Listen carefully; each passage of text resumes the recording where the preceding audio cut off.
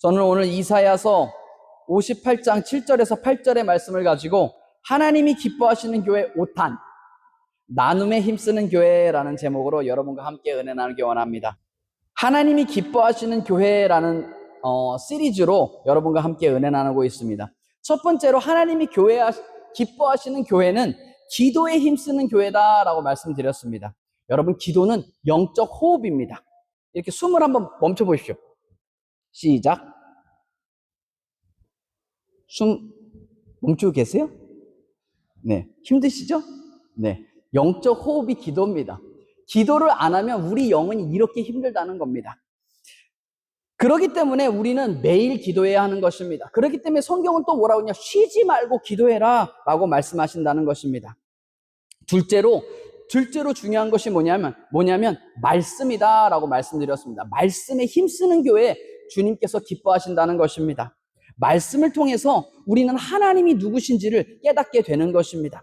그리고 그 성경 말씀을 통해 내가 누군지를 깨닫게 되는 것입니다. 그리고 그 하나님이 나를 얼마나 사랑하시는지를 깨닫게 된다는 것입니다. 그리고 또 하나, 성경 말씀은 우리 삶의 지침서다라고 말씀드렸습니다. 그렇기 때문에 우리의 삶이 어두컴컴할 때, 우리의 삶 속에 우리가 어디로 갈 바를 알지 못할 때 어떻게 해야 합니까? 성경을 펴는 것입니다. 성경 말씀을 읽을 때 그 성경의 말씀이 우리 앞길을 비추는 등불이 된다, 성경은 기록하고 있는 것입니다. 기도는 영적 호흡입니다. 말씀은 영의 양식입니다. 그런데 우리가 건강을 위해서 호흡이 제일 중요하고 그 다음 먹는 것이 중요한데, 그 다음으로 중요한 것이 무엇이냐? 우리가 운동을 해야 건강한 삶을 살 수 있다는 것입니다. 우리 영의 운동이 무엇이냐? 그것이 바로 전도다라고 말씀드렸습니다. 여러분, 우리는 하나님의 많은 은혜를 받은 사람들입니다. 아멘? 아멘 소리가 굉장히 적으십니다. 아멘? 주님께서 우리에게 큰 복을 주셨다는 것입니다. 여러분, 우리가 여기서 예배할 수 있음이 하나님의 은혜요. 하나님이 우리를 구원하셨기 때문에 우리가 이 자리에 있는 것입니다. 많고 많은 사람 등에 우리의 죄를 다 씻기시고 우리를 구원해 주셨다는 것입니다. 이것만으로도 우리가 엄청난 하나님의 은혜를 받은 사람들이라는 것입니다. 그리고 우리에게 성령을 보내주셔서 우리의 삶을 인도해 주시고 우리에게 지혜를 주십니다. 또한 우리에게 많은 은사들을 부어주시고 축복을 주셨는데, 그 축복을 주신 목적을 잘 알아야 한다라고 말씀드렸습니다. 여러분, 주님께서 우리에게 왜 축복을 주셨습니까? 왜 우리에게 은혜를 베풀어 주셨습니까? 그 이유가 바로 영혼 구원이라는 것입니다. 하나님께서 가장 기뻐하시는 것이 영혼 구원인데, 그 영혼 구원의 일들을 감당하라고 주님께서 우리의 삶에 축복을 주시고 은혜를 베풀어 주셨다는 것입니다. 그래서 성경은 또 뭐라고 말하냐? 우리가 하나님의 나라와 의를 위해 살아갈 때 하나님께서 이 모든 것을, 우리의 필요를 다 채우시고 이 모든 것을 더하시겠다라고 약속하셨다는 것입니다. 하나님께서 가장 기뻐하시는 영혼 구원의 힘쓰므로 큰 축복받아 누리시는 저와 여러분 되시기를 주님의 이름으로 축원드립니다. 오늘은 나눔에 대해 은혜 나누기 원합니다. 우리가 금요철야 때에 매주 하는 기도가 있습니다. 기도하는 기도 제목이 있는데, 우리가 교회를 위해서 기도할 때 그 첫 번째가 뭐냐? 이렇게 기도합니다. 기도와 말씀에 충만한 교회가 되게 해주십시오.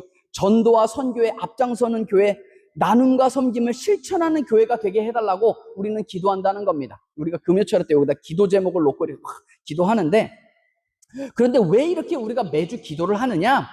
이것이 바로 성경이 말하는 교회의 핵심의 6가지 기초, 그 원칙입니다. 원칙. 이게 성경이 말한 거기 때문에 저도 그냥 그렇게 하는 거예요. 이게 제 목회 방침입니다. 목회 방침이고 목회 철학이고. 근데 이 6가지가 성경이 말하는 교회의 핵심 6가지 가치라는 것입니다. 이 6가지가 교회에 대한 핵심 사명과 사역들인 것입니다.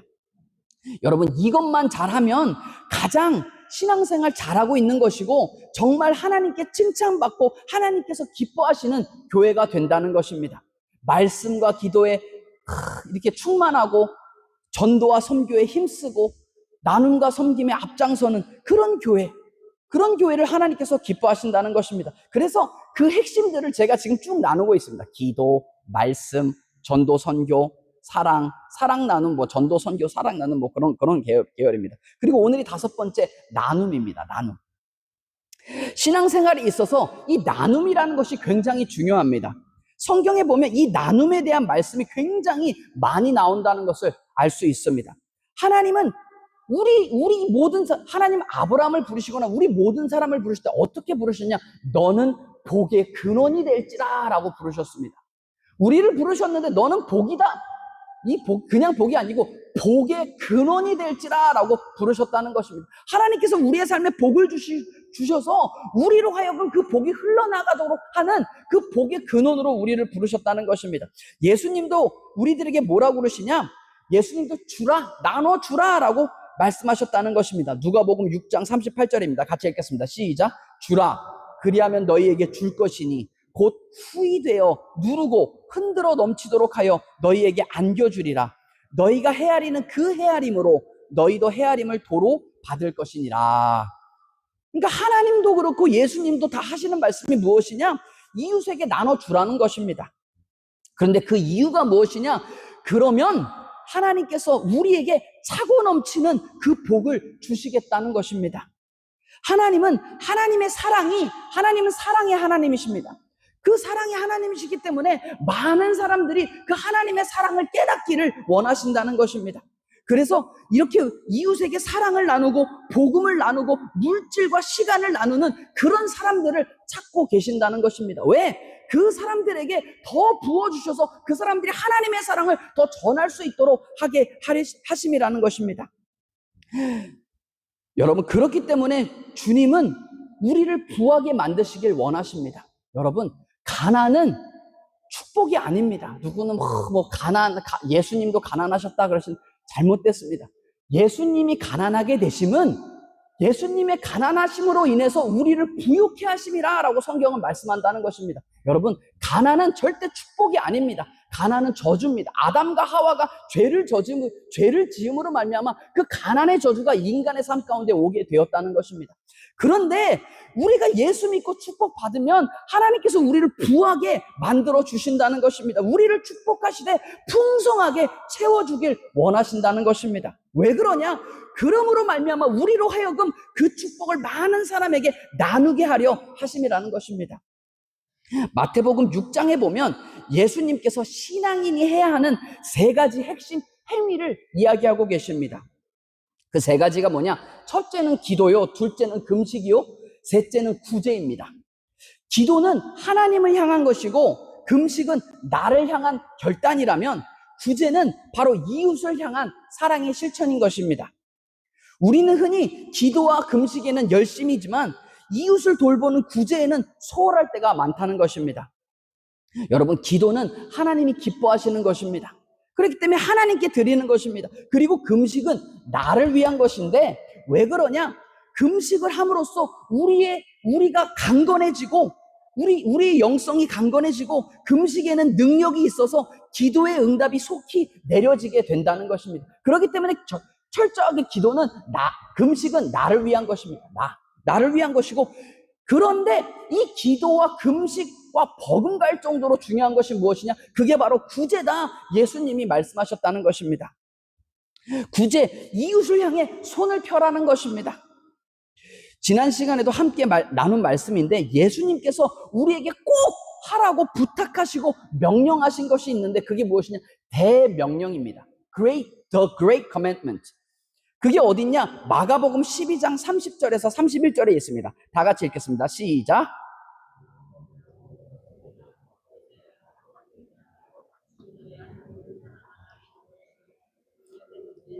내 이웃을 내 자신과 같이 사랑하라 하신 것이라. 이보다 더 큰 계명이 없느니라.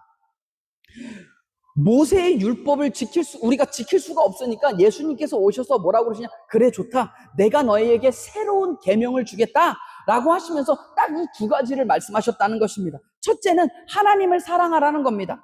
둘째는 이웃을 사랑하라는 겁니다. 이웃을 사랑한다는 게 무엇입니까? 구제입니다. 구제. 사랑을 나누는 것입니다. 배고픈 사람에게 빵을 나눠주고 낙심한 사람에게 용기를 북돋아주고 그들의 필요를 채워주는 것입니다.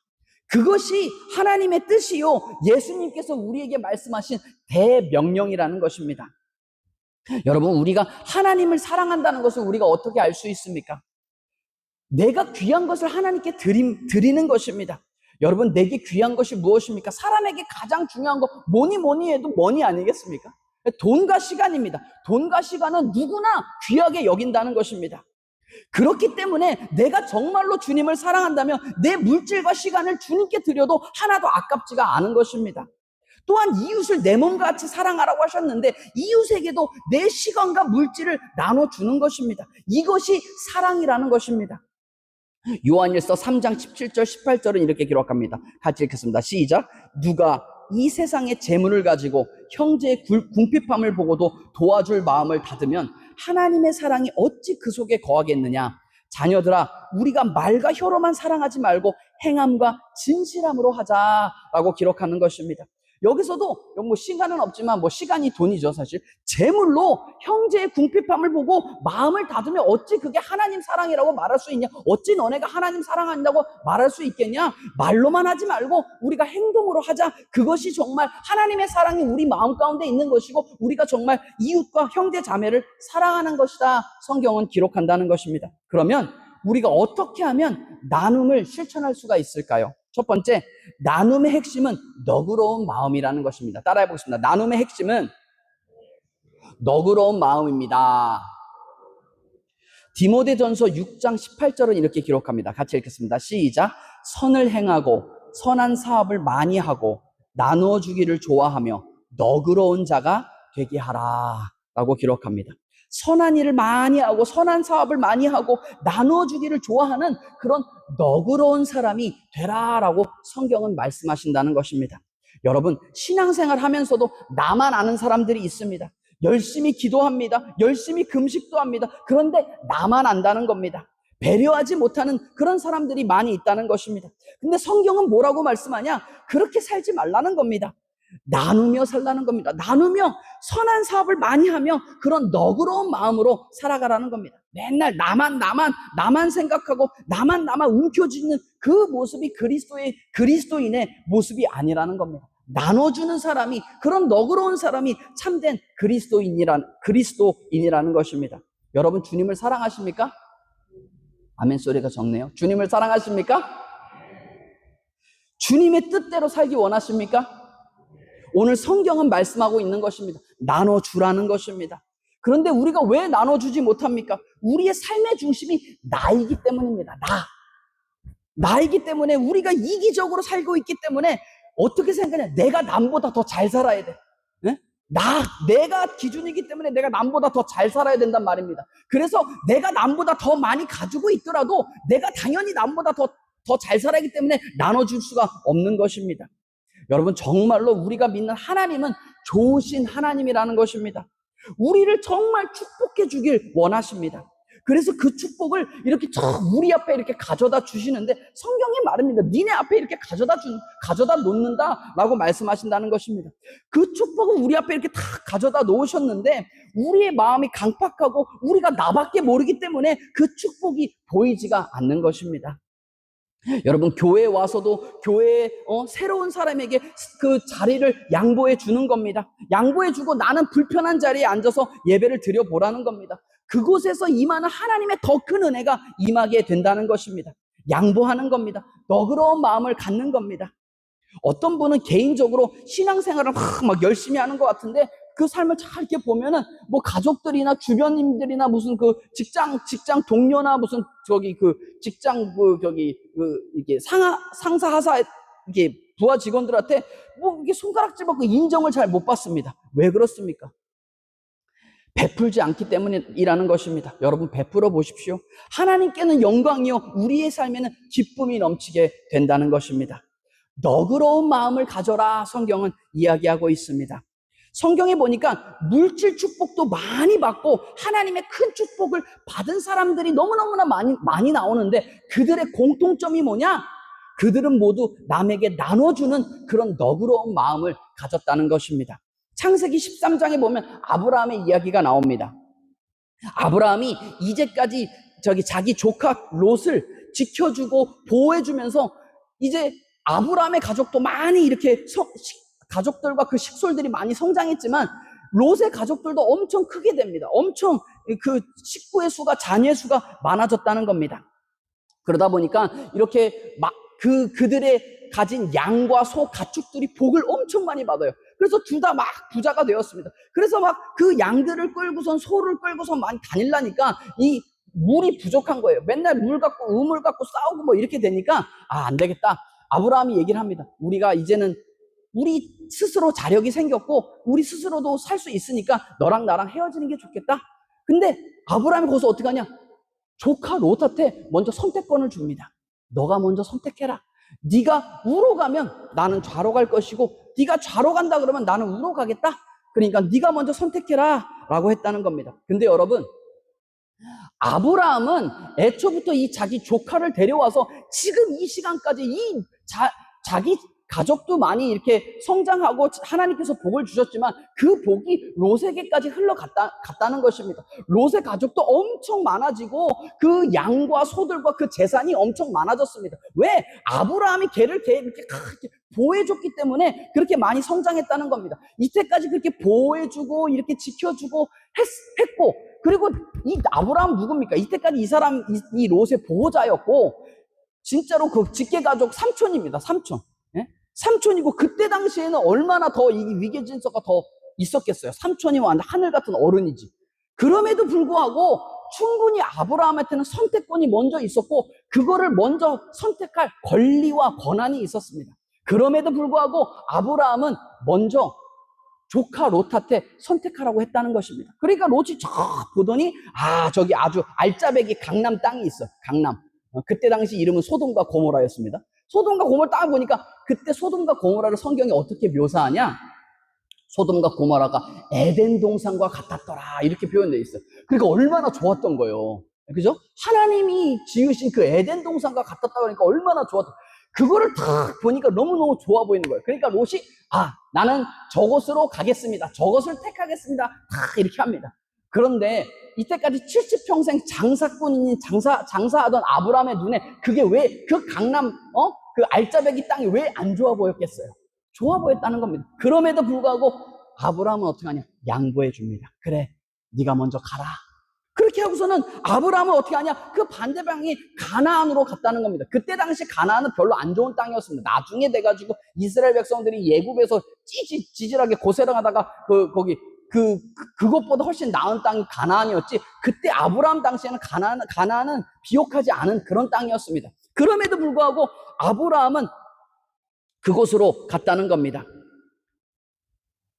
너그러움을 가지고 조카 롯에게 그 은혜를 베푼 겁니다.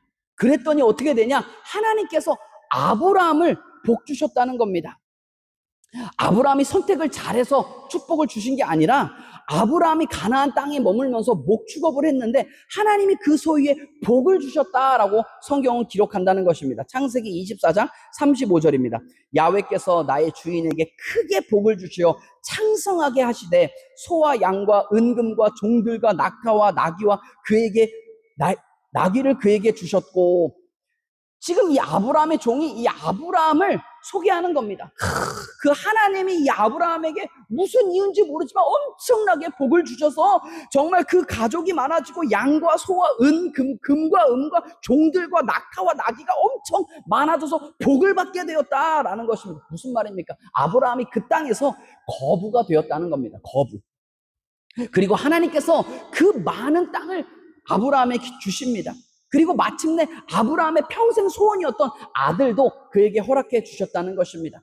어떻게 보면 선택의 기로에서 아브라함은 너그러움을 가지고 선택권을 조카에게 주었을 뿐인데 그 가장 좋은 것을 조카에게 양보함으로, 그 너그러움으로 인해서 하나님께서 훨씬 더 좋은 축복으로 아브라함의 삶을 채워주셨다는 것입니다. 또한 그의 아들 이삭도 아버지를 본받아 너그러운 삶을 살게 됩니다. 아버지를 따라서 그 땅에서 계속 거주하게 되는데 이삭은 그 땅에서 농사를 지어요. 근데 성경은 뭐라고 기록하냐? 그 수확이 100배나 되었다라고 기록한다는 겁니다. 이 이상 아빠는 목축업하는 사람이고 농사에 농자도 모르는 사람인데 이삭이 처음 농사해가지고 얼마나 잘했겠어. 여러분 지금 우리가 뭐 농촌에 가가지고 농사하면 잘할 것 같으시죠? 농사 힘들어요. 제 주변에 농사하는 분들도 있었는데 농사 힘들어. 우리 집에서 그 깻잎 하나 키우는 것도 힘들더라고요. 내가 해보니까 농사 힘들어. 안 된다는 겁니다. 경험도 전혀 없는 우리가 어떻게, 이삭이 그런 사람이었어. 그럼에도 불구하고 이삭이 농사를 했는데 하나님께서 복을 주셔서 100배나 수확을 거두었다는 것입니다. 그리고 이삭도 거부가 됩니다. 그 땅에서 아주 알려진 거부가 되니까 그 이웃 백성들이 시기를 하는 거예요. 어떻게 시기하냐? 어떻게 저렇게 부자가 됐냐 시기하면서 그 블레셋 사람들이 어떻게 하냐? 아주 못돼가지고 이삭이 파놓은 그 우물을 거기다 흙을 메워가지고 거기를 덮어버립니다. 그런데 이삭은 그들 다 한 거를 알지만 그들과 싸우지 않고 다른 곳에 가서 또 우물을 팠다는 겁니다. 근데 신기하게 여러분, 하나님 믿는 사람 어떻게 되냐? 성경은 말하기를 하나님 믿는 사람은 하나님의 선하심과 인자하심이 반드시 그 사람을 따라온다라고 기록한다는 겁니다. 이삭을 따라가. 하나님의 선하심과 인자하심이 이삭을 따라가. 그러니까 그냥 여러분, 이 중동지방 사막에서 우물 파는 게 그냥 아무데나 땅 판다고 이게 물 나오는 게 아닙니다. 성경에 이렇게 얘기하니까 우리가 그냥 물 나왔나 보다. 여러분, 아니에요. 아프리카에서 10년 살았지만 물 아무 데서 나오지 않습니다. 물 안 나와요. 파도 안 나와. 그게 그 중동 땅, 아프리카 그런 땅에서의 물입니다. 그런데 이 이삭이 가가지고 팠는데 거기서 물이 또 나오더라는 겁니다. 그래서 거기서 정착해서 또 살려고 그랬는데 이 블레셋 이 못된 것들이 와서 또 흙을 더 덮어버렸어요. 우물을 다 덮어버렸어. 근데 그 상황에도 싸우지 않았다는 겁니다. 여러분, 이삭이 힘이 없어서 싸운 게 아닙니다. 싸우지 않은 게 아닙니다. 이삭은 당대 엄청 거부여서 군대를 이끌고 있었다는 겁니다. 그래서 이 블레셋 왕도 이삭의 가족을 두려워했다라고 성경은 기록합니다. 블레셋 왕이 이삭을 두려워할 정도인데 그 블레셋 그 마을 사람들이 뭐 대단하다고 그냥 밀어버릴 수 있었다는 겁니다. 그런데 이삭은 그렇게 하지 않았다는 겁니다. 또 가서 또 묵묵히 우물을 팝니다. 근데 거기서 또 물이 나와요. 그렇게 3번을 하고 나서야 블레셋 사람들의 시비가 그치게 되었는데, 그래서 이삭이 그 이름을 뭐라 그러냐? 르호보봇이다라고 짓게 되었다는 것입니다. 근데 그 뜻이 무엇이냐? 이제는 야훼께서 우리의 지경을 넓히셨으니 이 땅에서 우리가 번성하리로다라는 뜻을 가지고 있다는 것입니다. 여러분, 이삭이 힘이 없어서 양보한 것이 아니라 정말 이삭의 믿음 때문에 내가 어딜 가든지 그 아버지의 믿음이 있었다는 겁니다. 여러분, 아브라함이 왜 롯한테 먼저 선택하게 했을까요? 아브라함은 믿었다는 겁니다. 내가 오른쪽으로 가든지 왼쪽으로 가든지 그게 중요한 게 아니고, 선택이 중요한 게 아니고, 하나님이 나와 함께 하시면 내 삶을 복을 주신다는 그런 확신이 있었다는 겁니다. 그 믿음을 배운 이삭이 똑같은 믿음을 가지고 있던 거예요. 내가 이곳으로 가든 저곳으로 가든 하나님께서 나와 함께 하시면 내 삶을 복을 주신다는 그 믿음이 있었다는 겁니다. 그 믿음이 있었기 때문에 하나님께서 이삭의 삶에 복을 내려주십니다.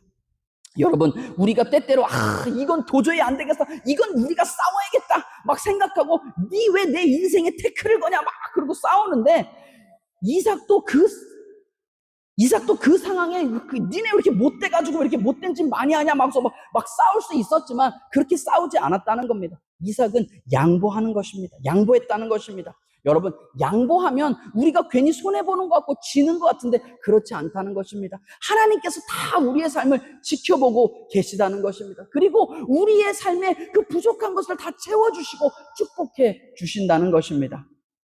여러분, 초대교회 성도들은 어떻습니까? 그들은 성령의 충만함을 받은 후에 모든 것을 어떻게 하냐? 모든 것을 통용했다. 모든 것을 내놓기 시작했습니다. 모든 사람이 모든 것을 통용했다는 것입니다. 그래서 초대교회에는 가난한 사람이 없었다, 성경은 기록합니다. 왜 그렇습니까? 모든 사람이 모든 것을 나눠주기 때문에 그랬다는 것입니다. 그러다 보니까 어떤 일이 일어나냐? 교회가 부흥하기 시작하는 것입니다. 교회가 엄청나게 폭발적으로 부흥했다는 것입니다. 여러분, 성경은 말씀합니다. 우리가 하나님의 축복을 받고 하나님의 사람으로 빛나게 이 땅을 살아가기 위해서 무엇을 하라고 말씀하시냐? 나눠주라는 것입니다.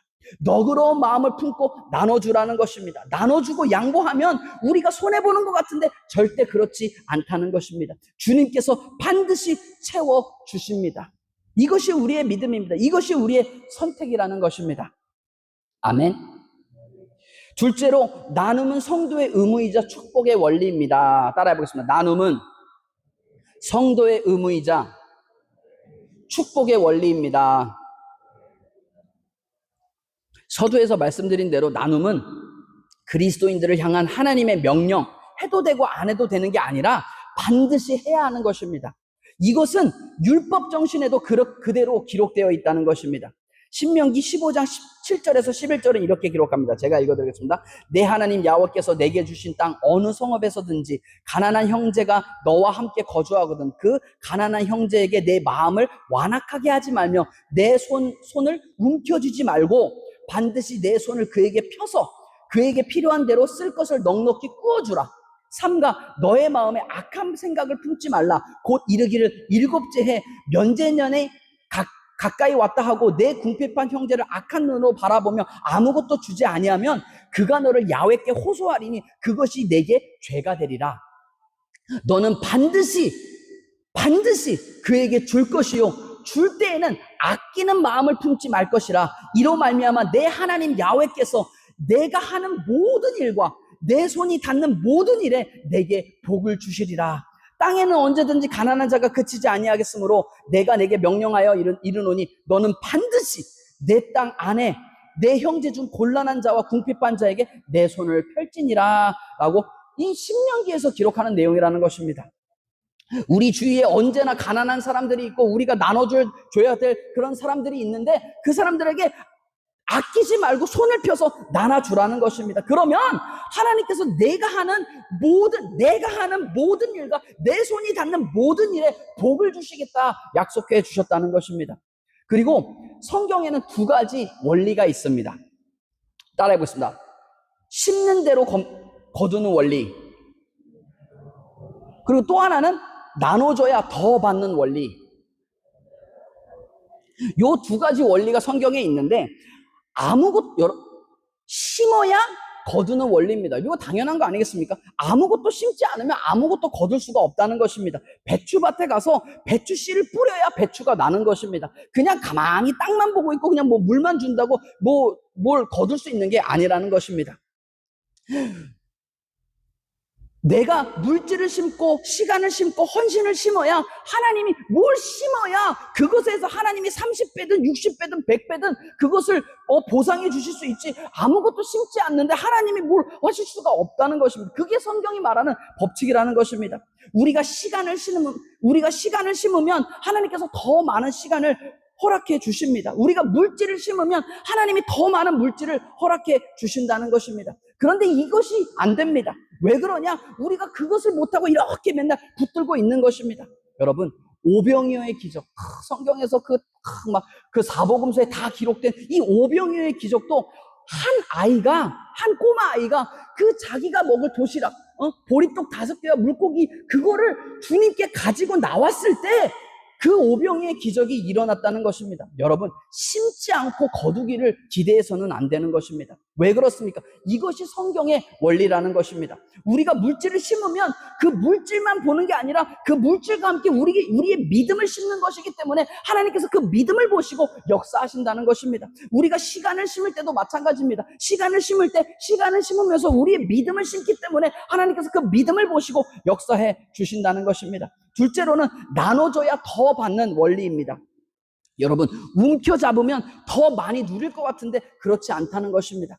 잡으면 잡을수록 없어진다는 것입니다. 제가 어렸을 때 여름 성경학교에 가면 자주 부르던 노래가 있습니다. 사랑은 참으로 버리는 것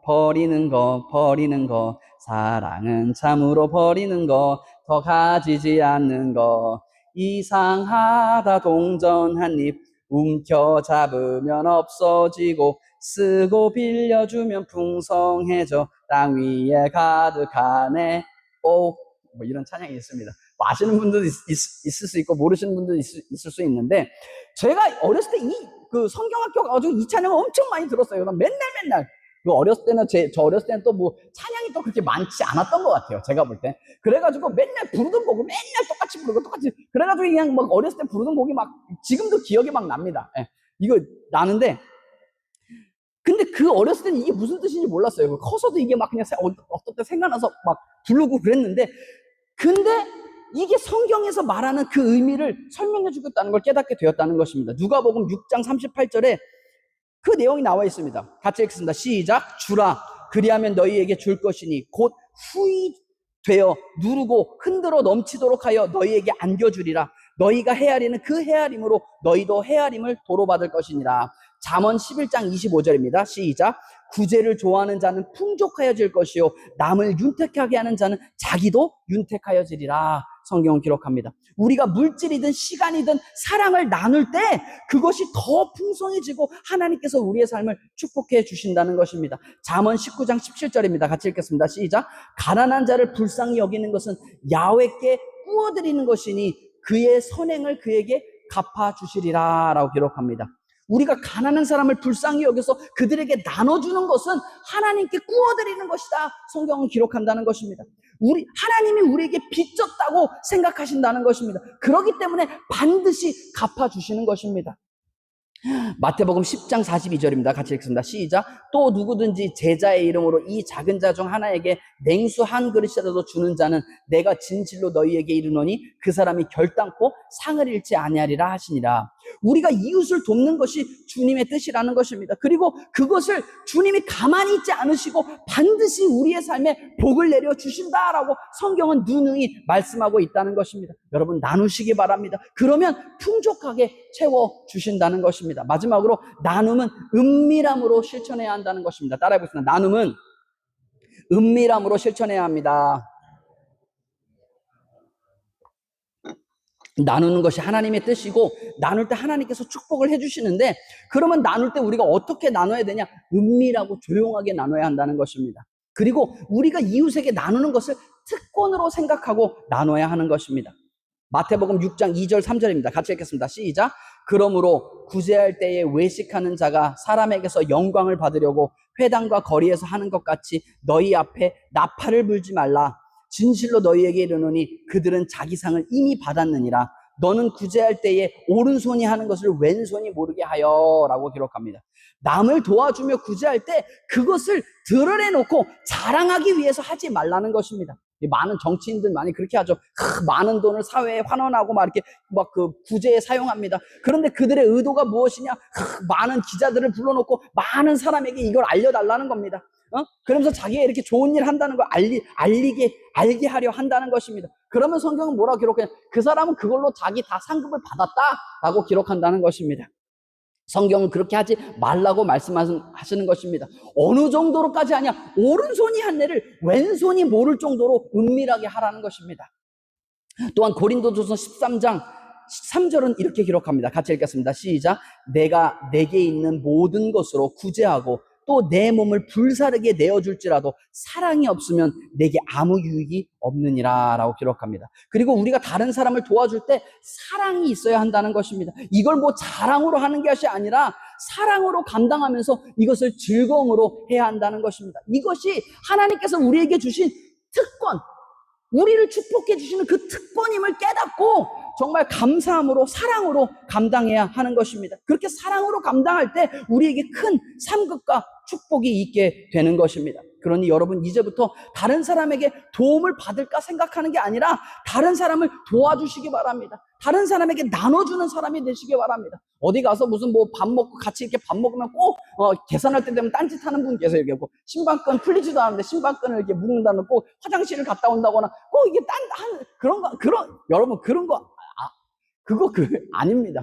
우리가 무슨 뭐 남한테 이렇게 뭐 손 벌리기 위해서 무슨 남한테 이렇게 뭐 그렇게 하나님이 우리를 부르시지 않으셨다는 것입니다. 우리를 무슨 얻어먹는 자로 우리를 부르신 게 아니라 우리를 하나님 복의 근원으로 우리를 불러주셨다는 것입니다. 그렇기 때문에 여러분 이웃을 구제하는 일, 나눠주는 일, 섬기는 일, 이 일들을 하나님께서 기뻐하시며 우리의 삶에 건강의 축복, 물질의 축복, 또한 우리 후손들이 잘 되는 그런 복을 주신다는 것입니다. 이러한 은혜가 저와 여러분에게 넘쳐나기를 주님의 이름으로 축원드립니다.